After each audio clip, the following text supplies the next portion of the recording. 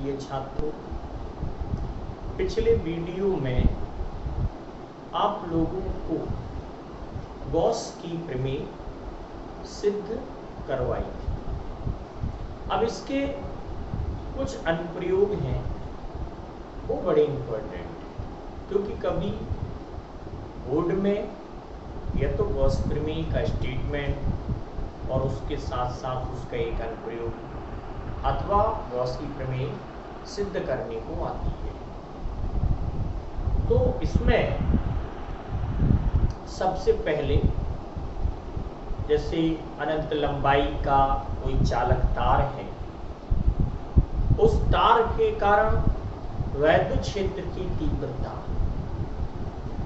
इसका सूत्र क्या होगा, कैसे इसको डेरिवेशन करेंगे। इसी प्रकार से कोई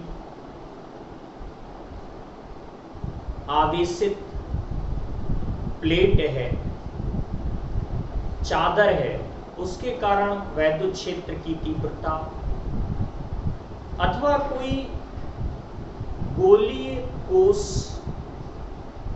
उसके कारण वैद्युत क्षेत्र की तीव्रता।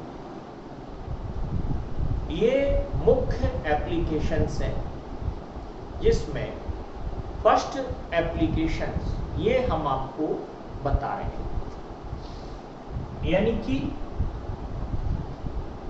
अनंत लंबाई की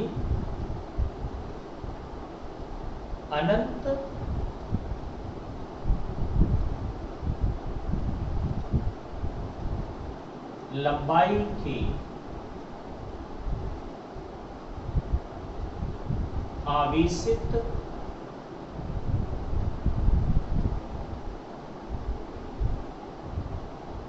चालक तार के कारण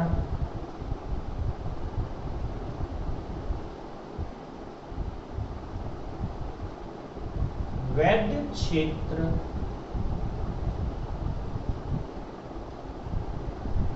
की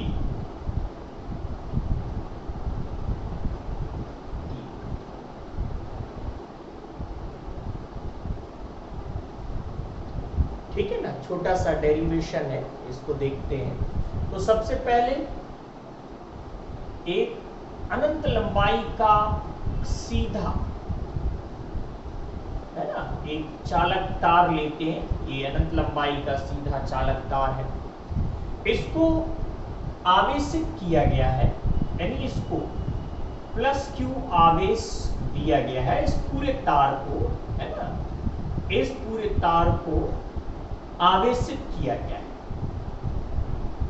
ठीक, तो इस चालक तार से स्मॉल आर दूरी पर स्थित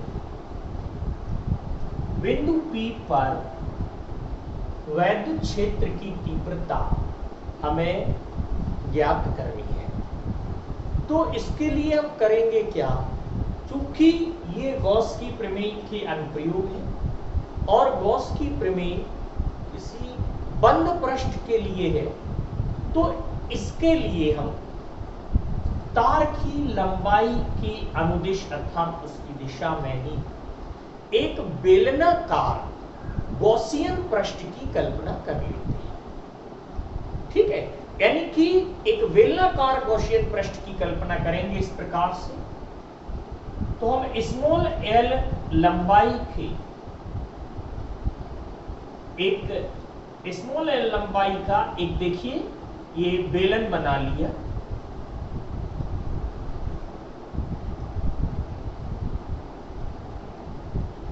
ठीक है, इस प्रकार से एक बेलन ये बन गया, स्मॉल एल लंबाई का एक बेलनाकार गॉसियन पृष्ठ हमने बना लिया।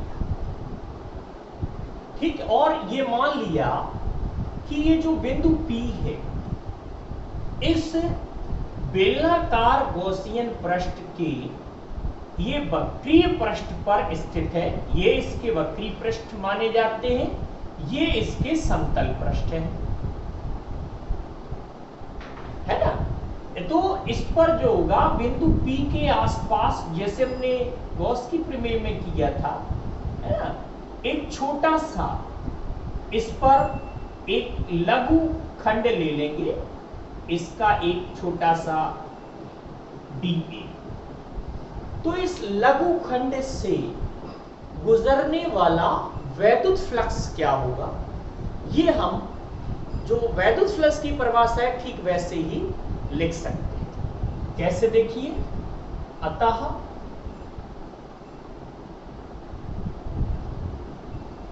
लघु खंड dA से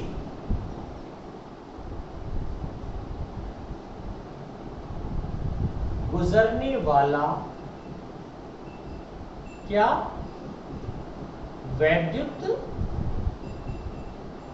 फ्लक्स, है ना।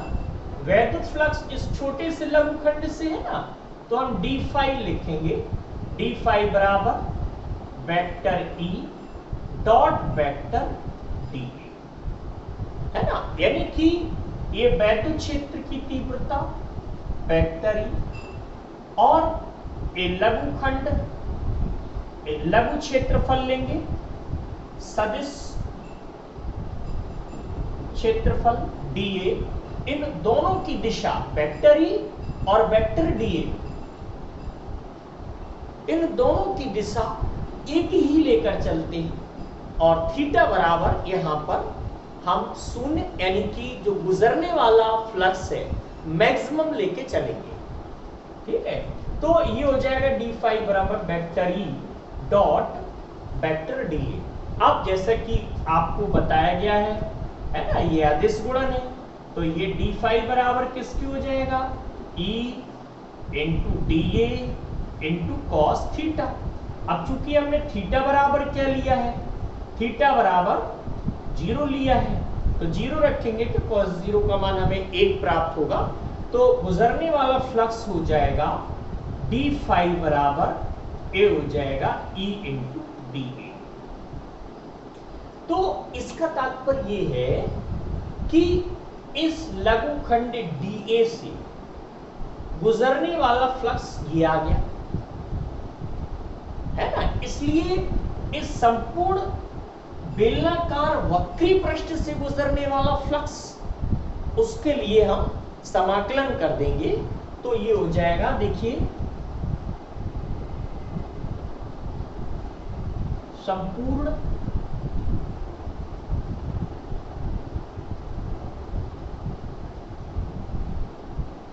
बेलनाकार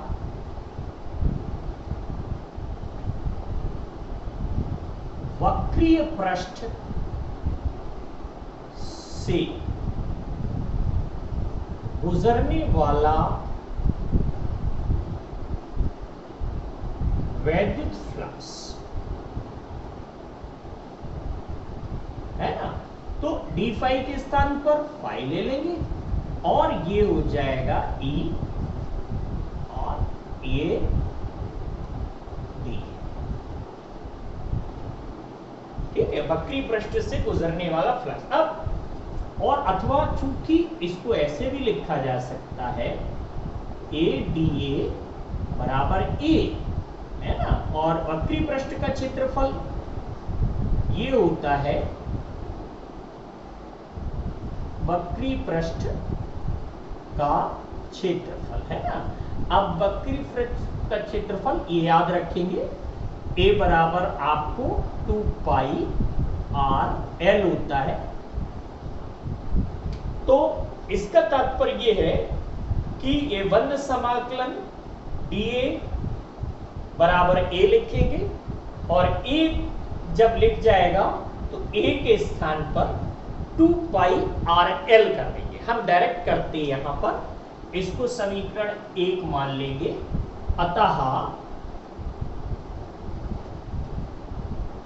समीकरण 1 से, है ना, तो देखो हमें क्या मिलेगा, फाई बराबर E मिल जाएगा इंटू 2 पाई RL, समीकरण नंबर 2। तो ये वक्री पृष्ठ से आया है, और इसके समतल पृष्ठों से गुजरने वाला जो फ्लक्स है वो शून्य होगा, है ना। क्योंकि देखो समतल पृष्ठ पर हम कोई भी लघु खंड ले लें, जैसे ये छोटा सा टुकड़ा ले लिया डीए, है ना, तो क्षेत्रफल सदिश उसकी दिशा क्या होगी, ये ऊपर की ओर होगी। देखो स्पष्ट लग रहा है, ये क्षेत्रफल सदिश, ये देखो ये डीए ऊपर की ओर हो गया, और वैद्युत क्षेत्र की तीव्रता की दिशा क्या होगी, वेक्टर ही, ये जैसी है वो राइट साइड ही रहेगी, ठीक है ना, बाहर की ओर रहेगी।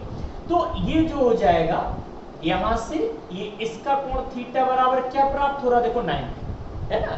तो यहां पर थीटा बराबर 90 प्राप्त हो रहा है। यहां पर तो समतल पृष्ठों से गुजरने वाला फ्लक्स शून्य होगा, केवल वक्री पृष्ठों से जो फ्लक्स गुजरेगा हम उसी की गणना इसमें कर लेते हैं, और ये मान लेते हैं कि यही संपूर्ण बेलनाकार पृष्ठ से गुजरने वाला वैद्युत फ्लक्स होगा, ठीक है ना। तो अब देखिए लिखना जरूर पड़ेगा यहां, क्योंकि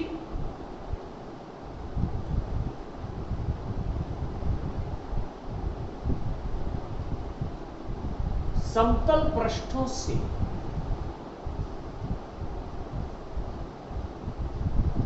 गुजरने वाला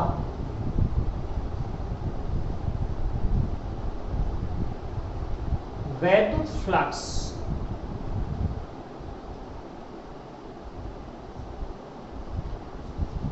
शून्य होगा, है ना। यह लिख देंगे क्योंकि थीटा बराबर 90, अतः, ठीक है, अतः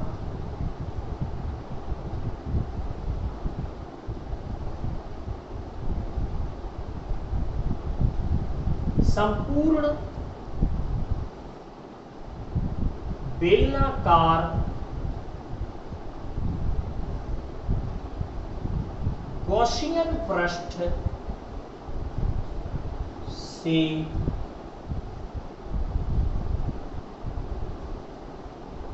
गुजरने वाला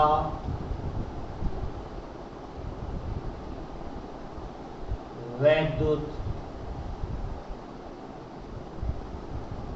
फ्लक्स, है ना। सेम यही इक्वेशंस लिखेंगे, फाई बराबर E इंटू 2 पाई आर एल, समीकरण नंबर 3, ये देखिए,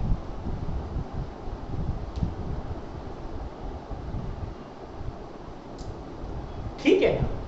तो इतना आपको समझ में आ गया होगा। पहले चालक तार लिया, फिर इसको प्लस क्यू आवेश दिया गया है, इस तार से स्मॉल आर दूरी पर स्थित बिंदु P पर वैद्युत क्षेत्र की तीव्रता ज्ञात करना है।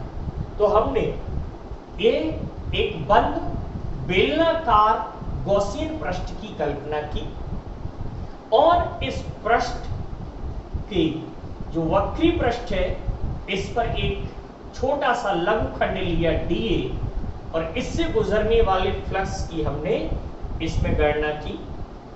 यहां पर ये मैक्सिमम फ्लक्स गुजरेगा क्योंकि थीटा बराबर 0 होगा, तो cos 0 का मान 1, तो डी फाई बराबर ए इंटू डी ए, अर्थात इस संपूर्ण वक्री पृष्ठ से गुजरने वाला वैद्युत फ्लक्स, इसका समाकलन कर दिया, ठीक है। समाकलन करने पर हमें जो क्षेत्रफल प्राप्त होता है वक्री बेलनाकार वक्री पृष्ठ का क्षेत्रफल, यानी कि बेलनाकार वक्री पृष्ठ का क्षेत्रफल, तो ये बराबर 2 पाई आर एल हो गया। तो हमने यहां पर 2 पाई आर एल रख दिया और समीकरण नंबर 2 निकाला, ठीक है। अब समतल पृष्ठों से, जैसा कि हमने समझाया, यहां पर लघु क्षेत्रफल लिया, तो इस पर लंब खींचेंगे बाहर की ओर, जो इसकी दिशा होगी, क्षेत्रफल सदिश डीए, और वैद्युत क्षेत्र की तीव्रता ई इस तरफ है, बीच थीटा 90 डिग्री हो गया। तो जब इस पृष्ठ से गुजरने वाला फ्लक्स इसमें cos 90 रखोगे तो ये हमें शून्य प्राप्त होगा,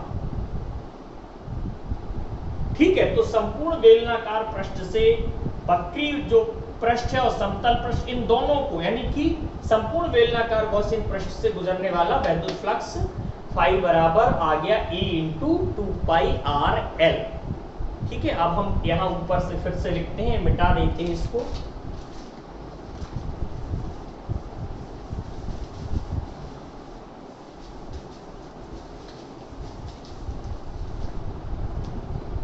ठीक, अब देखिए क्योंकि तार की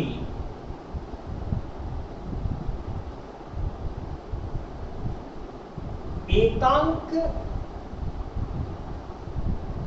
लंबाई पर, तार की एकांक लंबाई पर उपस्थित आवेश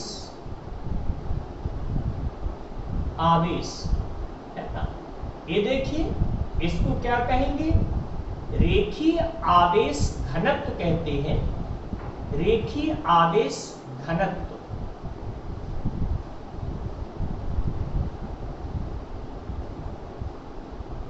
रेखीय आवेश घनत्व जिसको लैम्डा से प्रदर्शित करते हैं।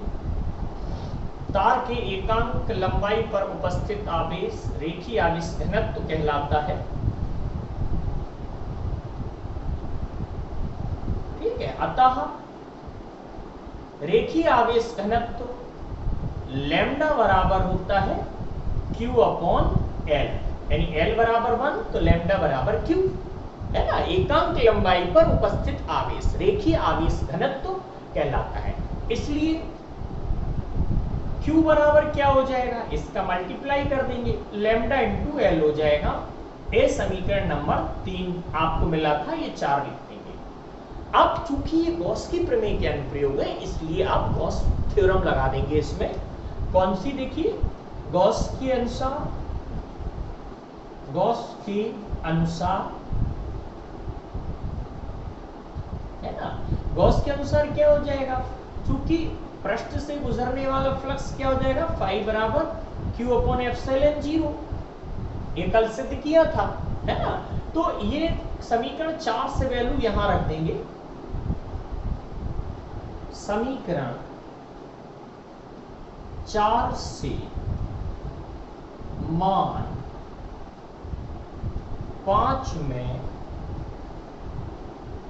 रखने पर, है ना, तो हमें क्या मिलेगा, पृष्ठ से गॉस की प्रमेय अनुसार एक Q बराबर लैम्डा L कर देंगे अपॉन एप्सिलॉन 0। तो गॉस की प्रमेय के अनुसार गुजरने वाला फ्लक्स ये हो गया, है ना, फाई बराबर लैम्डा L अपॉन एप्सिलॉन 0। वैसे निकालने पर क्या आया, फाई बराबर E इंटू 2πr L। बहुत छोटे से डेरिवेशन है, बड़े इंपॉर्टेंट है। अब ये भी फाई बराबर है, ये भी फाई बराबर है ना। तो इनकी समीकरण 3 और समीकरण 6 की आप जो होगा कंपैरिजन कर देंगे, उसकी तुलना कर देंगे, तो जो राइट हैंड जो स्टेप है वो दोनों इक्वल कर देंगे और रिजल्ट प्राप्त हो जाएगा, है ना। देखो कैसे,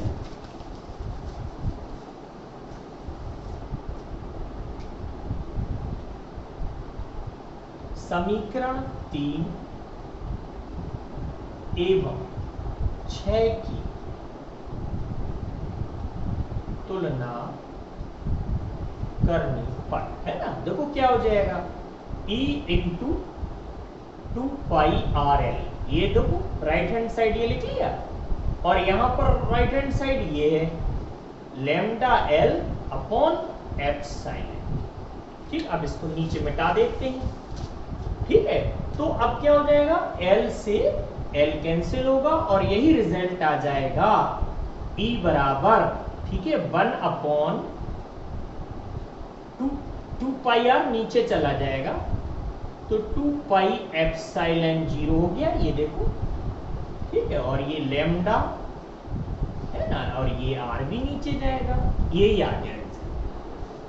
ठीक, अर्थात 1 upon 2π epsilon 0 into lambda upon R। तो किसी आवेशित अनंत लंबाई के आवेशित चालक तार के कारण वैद्युत क्षेत्र की तीव्रता, बड़ा इंपॉर्टेंट सूत्र आया है, 1 upon 2π epsilon 0 lambda into R, है ना। तो इसको और याद रखेंगे कि कभी कभी तो रेखीय आवेश घनत्व तो किसे कहते हैं, इसी की डेफिनेशन आ जाती है। तो तार के एकांक लंबाई पर उपस्थित आवेश जिसको रेखीय आवेश घनत्व तो लैम्डा कहते हैं, अर्थात लैम्डा बराबर Q अपॉन L हो जाएगा, इसलिए Q बराबर लैम्डा इंटू L हो जाएगा। गॉस की प्रमेय में एक Q का मान रखेंगे, जैसे हमने Q का मान रखा, समीकरण 3 से तुलना कर दी हमने, तो ये डेरिवेशन निकल के आ गया, है ना। अथवा इसको देखो ऐसे भी लिख सकते हैं, 2 से गुणा कर दीजिए, 2 से भाग दे दीजिए, तो ये हो जाएगा इसमें E बराबर 2 से भाग लगाएंगे तो 1 upon 4 pi epsilon 0 2 lambda upon r, ऐसा भी लिख सकते हैं, क्योंकि 1 अपॉन 4 पाई एप्सिलॉन 0 का मान हमको पता है सवालों में 9 इंटू ई बराबर 9 इंटू 10 टू दी पावर 9 रख देंगे और 2 लैम्डा अपॉन r कर देंगे। तो ऐसे में आपको क्या होता है, लैम्डा का मान दिया रहेगा वो लिखना होगा सवालों में, और r का मान दिया होगा वो लिखना होगा, और आप बहुत सारी कैलकुलेशन से बच जाएंगे, ठीक है। तो चाहे ये डेरिवेशन आ जाए चाहे ये आ जाए, इनको आप लोग दिमाग में रखेंगे और बड़ा अच्छा रिवीजन उसका सब पूरी तरह से रिवीजन करेंगे, ठीक है ना।